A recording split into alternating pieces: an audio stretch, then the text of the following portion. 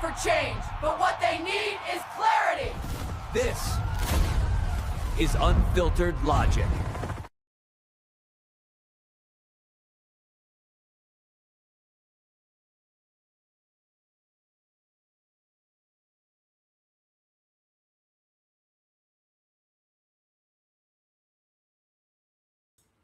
I've been talking this whole time. Y'all ain't heard nothing because I was on mute. My bad. My bad. How y'all doing? How y'all doing? I am the incomparable Diesel Greasel. You are tuned in to Unfiltered Logic. We're going to be talking about one of my books, America's HR. We're going to have some fun today. Bam, I need to make sure it got that up there. Let's see. Let y'all get in here, man. Let y'all get in here. It was a beautiful Saturday morning. Yeah, I guess I play some music while I wait. How y'all doing? Yo. We're going to be talking about one of my books today. America's HR. This book is available worldwide right now. And essentially, it's about these liberals, man. How the liberals became the compliance department and put the American dream on a performance improvement plan.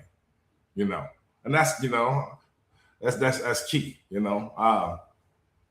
The liberals have turned everything into an HR meeting. It's like, and it's so frustrating that I wrote a book about it because I see all of the parallels to life in corporate America. You know what I'm saying? I see all of the same parallels. And you'd be surprised like how similar their approach is to every HR department in America. You know what I'm saying? Like, you'd be surprised. Or maybe you wouldn't, because you've been experiencing what I've been experiencing. Maybe it doesn't surprise you. So we're going to get into it, America's HR, how liberals became the compliance department and put the American dream on a performance improvement plan. A PIP. You've been written up at work. They hit you with that PIP. They're like, yo, this is what you need to do to improve and get better at your job. Yeah. I used to give PIPs. I ain't never been on no PIP because I was a stellar employee. But I started to give PIPs, in my managerial role and my coaching roles. You're like, hey, yo, you're not performing. I had to slide that paperwork in your life because they try to paperwork you out the door. That's what they do. They try to paperwork you out the door like that. That was a little slogan, paperwork them out the door. I mean, you get your paperwork in order and boom, we can let them go. You know what I'm saying? Not a good fit. And so, get your forward. Please read before proceeding. Failure to read this forward may result in misunderstanding, selective outrage, or the urge to argue with a book instead of engaging with it. Why this book exists. This book was not written to offend. Offense is a side effect. It was written to describe something millions of Americans experience daily but struggle to articulate.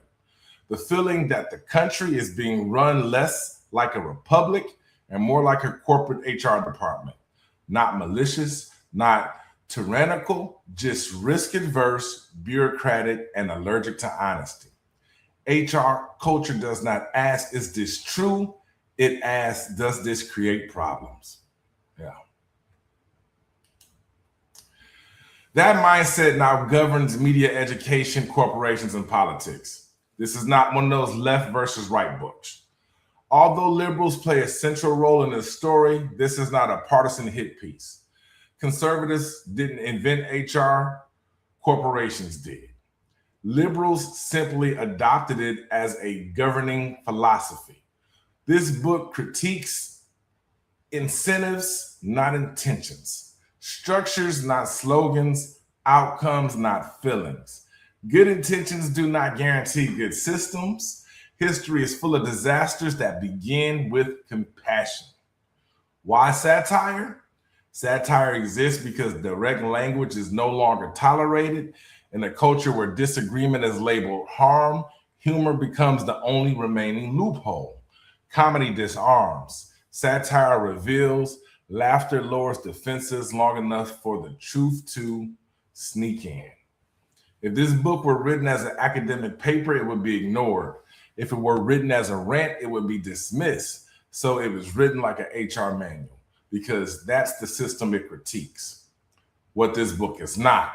This book is not a denial of racism, a rejection of empathy, a defense of cruelty, a call to return to the past. It's a rejection of fragility as a governing principle. Empathy without accountability fails. Compassion without standards collapses. Inclusion without merit stagnates. Who this book is for?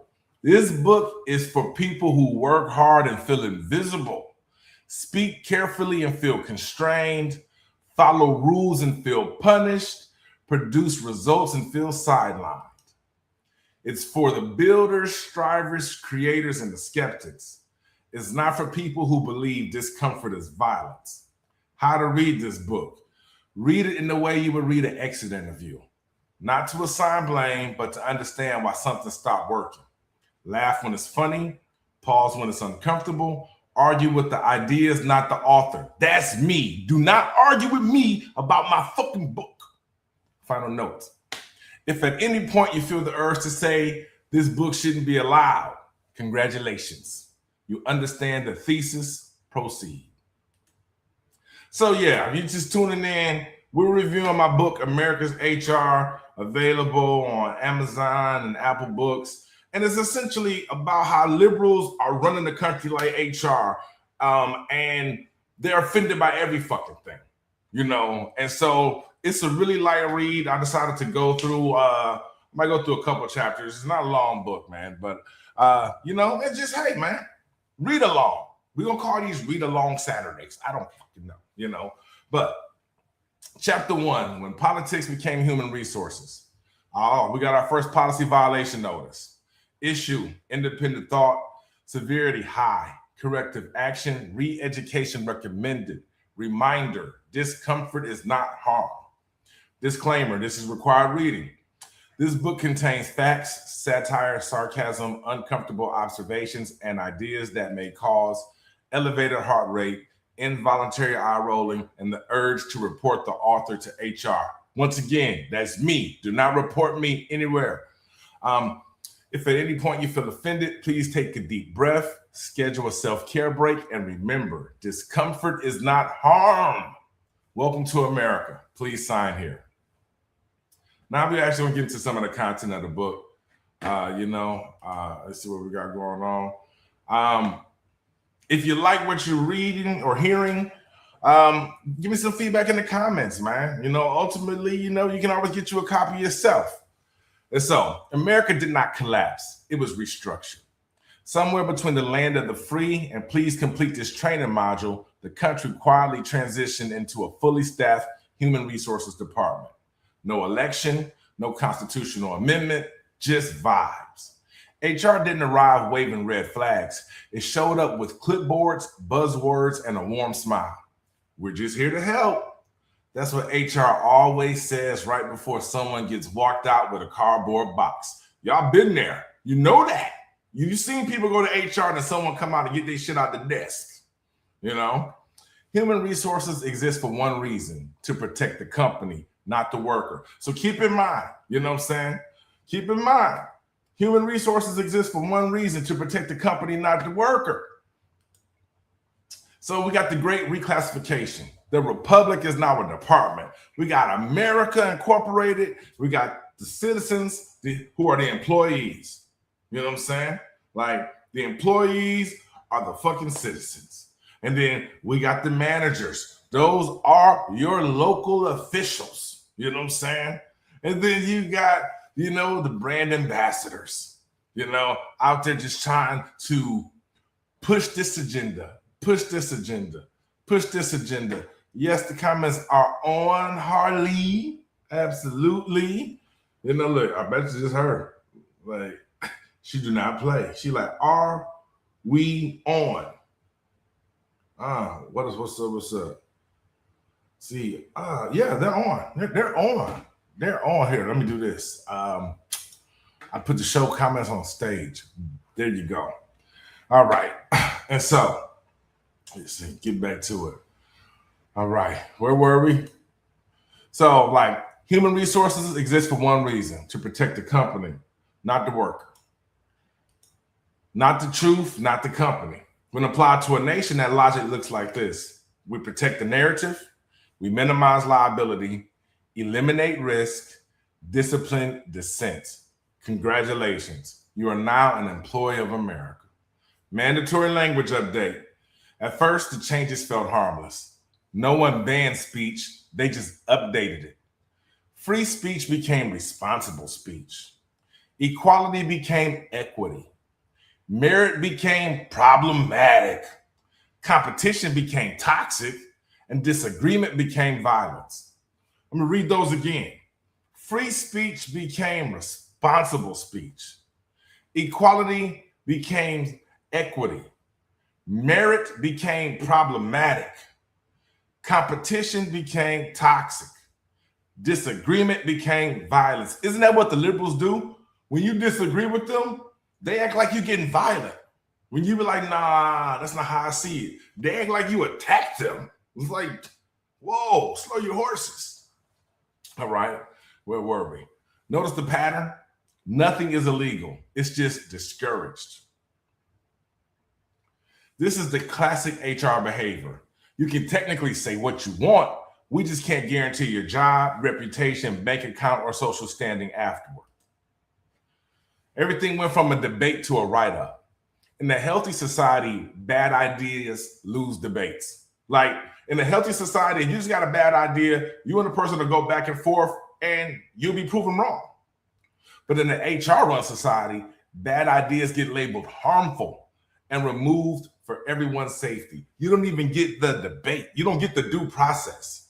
You don't get the logical thought processes as to why this maybe shouldn't work. Debate assumes equals. HR assumes subordinates. You see the difference? Like when it's a debate, we're going to go back and forth and bounce ideas off each other, bounce perspective. But HR is like, nah, I'm superior, and this is going to be a condescending, reprimanding situation. That's why modern political arguments don't sound like arguments. They sound like disciplinary meetings. You can't say that. That causes harm. Do better. We don't tolerate that here. None of those are rebuttals. They're policy citations. When speech violations replace argument, truth becomes optional, compliance becomes mandatory. You see what's going on with the Epstein files, where the facts don't matter. The fact that everything they said about Trump has been uncorroborated, unsubstantiated. You feel me? All right. So feelings are the new KPI. You know what a KPI is? The key performance indicator. You know, in HR, they use those KPIs to determine how much you're going to get paid, whether or not you're going to have a job, all that good shit. You know, HR does not measure success by productivity. It measures it by complaints. Applied nationally, this creates a strange system where intent matters more than outcomes, and optics matter more than results, and failure is reframed as progress. If a policy fails but makes people feel virtuous, it stays. If a fact causes discomfort, it gets escorted out. This isn't empathy, it's incompetence with a hug. Think about that, man. If a policy fails but makes people feel virtuous, it stays. So many of our policies are just there to make people feel good. Like, we know this shit isn't sustainable, but it makes people feel good. Safety theater. America was built by people who took risks, broke norms, said offensive things, failed publicly, and tried again. America's HR culture says words are violence, discomfort is danger, standards are oppression, and competition is exclusion. This does not create safety. It creates fragility. It creates pussies. You know, I didn't write that in a book, though. You don't build strong people by removing resistance. You build HR manuals. The American dream is now on a performance improvement plan. The American dream once required effort, skill, accountability, and personal responsibility. Now it requires approved language, correct opinions, public compliance, and quiet ambition. Now, yeah, You can't say this. You got to think this way. You got to behave this way, and don't brag. Be humble, because your success may offend others. You know, you can still succeed, just don't outperform the wrong group. Don't question the training. Don't skip the pronouns, and don't ask who benefits. The dream hasn't been canceled. It's just under review. Final notice. HR does not destroy institutions because it's evil. It destroys them because it is allergic to risk. America didn't choose tyranny. It chose comfort. In the next chapter, we examine how free speech quietly became approved speech, and why saying the wrong thing now carries harsher penalties than doing the wrong thing. Yeah, so that's chapter 1. That is chapter 1 of America's HR. And so, yeah, man, I don't know what you think. Maybe you like it, maybe you don't. But yeah, this book is available on Amazon and in Apple Books. It's a good read, as you can see. It's a good read, man, and it's just about how these liberals are out of control. They are out of control. I still got some time. I think I'm gonna do another chapter, and then I'll be done, right? All right, chapter 2, from free speech to approved speech, mandatory training assignment. Course, approved speech 101. Objective, reduce unfiltered expression. Completion required, yes. Results measured, no. So yeah, this is America. Like, we need you to do this test, but your score doesn't matter. All right, yeah. Got your message. So we got the speech approved funnel. When you got thought, then it goes through filter language to an approved opinion to a public statement. You're free to speak, not free from consequences. Notice the policy update. I don't have an audio book yet, Harley, but I think I need to work on that. You know what I'm saying? I think that's definitely something that I need to do. So that's a good idea. Effective immediately, all speech is still free. I'm doing an audio book right now. Effective immediately, all speech is still free. However, some speech may trigger consequences. This document exists to clarify which freedoms are encouraged, which are discouraged, and which will result in a meeting. Once upon a time, free speech meant free speech. America was built on a radical idea. People should be allowed to say things other people don't like. That was the whole point. Free speech was not designed to protect popular opinions. It was designed to protect the unpopular, uncomfortable, and inconvenient ones. For most of American history, this principle held. You can be wrong, you can be offensive, you can be loud, and other people were free to disagree, argue back, or ignore you. Then HR arrived. They rebranded it as approved speech. Free speech didn't disappear, it was rebranded. In HR culture, no one ever says you're not allowed to say that. They say that's not appropriate. That language is harmful. We need to be mindful. We don't tolerate that here. Translation, you can say whatever you want as long as it aligns with approved beliefs. This shift didn't happen through law. It happened through social enforcement, media pressure, corporate policies, academic codes, platform moderation, and public shaming. No court order required, just consequences. Words is violence, but actual violence is contextual. One of HR's greatest innovations was redefining harm. In the new framework, words are violence. Silence is violence. Questions are violence. Disagreement is violence. Actual violence, however, requires context. This section is being sponsored by Sprite Zero, because I ain't allowed to have no sugar.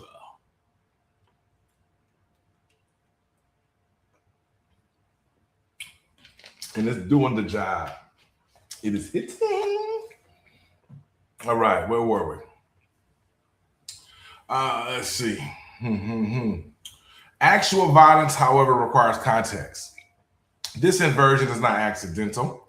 If speech can be labeled as harm, it can be regulated. If disagreement is dangerous, dissent can be disciplined. HR doesn't need to prove you're wrong. It only needs to prove someone felt unsafe. This complaint-driven society. In HR culture, truth does not determine outcomes. Complaints do. The more offended someone claims to be, the more authority they gain. That's the victim Olympics that Unfiltered Logic talks about. This creates powerful incentive structure. Victimhood becomes currency. Outrage becomes leverage, and silence becomes survival. People learn quickly. It's safer to repeat approved slogans than to speak honestly. It's safer to comply than to question, and it's safer to nod than to think. This is not progress. It is behavioral conditioning. Cancel culture, termination without due process. In theory, cancellation is accountability. In practice, it's HR firing without an investigation. No trial, no context, no proportionality. Just old tweets, bad jokes, incorrect opinions, wrong timing. HR doesn't ask, what did you mean? It asks, how does this look? Once reputation replaces reality, justice becomes theater. Why power loves approved speech. Approved speech doesn't threaten power, it protects it. When everyone uses the same language, no one challenges assumptions. No one questions outcomes, no one disrupts systems. The illusion of consensus replaces real agreement. A population trained to self-censor is easy to manage. A culture afraid of being labeled is easy to control. This is not about kindness, it's about compliance. The cost of saying the wrong thing. Today, saying the wrong thing can cost you your job, your platform, your reputation, your livelihood. Doing the wrong thing, that's negotiable. Performance failures get excused. Policy failures get reframed. Speech failures get punished. In America's HR, optics outrank outcomes. So, final reminder, free speech is not fragile. People are. A society that cannot tolerate words will never tolerate truth. A nation that disciplines speech will eventually discipline thought. In the next chapter, we'll examine how victimhood became a credential and why grievance now outranks merit in America's HR-approved hierarchy. Bam! That's 2 chapters I just read. We just read today. Reading is fundamental. It's a good book, man. It's a good book. I had a good time writing it. I'm having a good time reading it, man. You know, I appreciate everybody that's taking the time to come in here. And once again, like, this is America's HR. You gotta check this book out. It's everywhere. You can get it on Amazon and on Apple Books.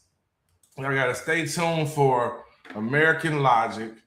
Unfiltered Logic, hosted by the Americans. You know, yeah. Let me see. Let me get that off the screen. Oh yeah, and that's it, bro. Y'all got anything y'all want to talk about? I kind of want to talk about like the Epstein files that got released about Trump, the unredacted files, and how the liberals are just running with this shit. You know what I'm saying? They like, see, we told you. And it's like they just skipping over the fact that this is uncorroborated. They're skipping over the fact that this is unsubstantiated. They're skipping over the fact that there's no independent witnesses to verify any of this shit. You know? And they're just running to celebrate, and it's like, yo, they got to do better. They got to do better.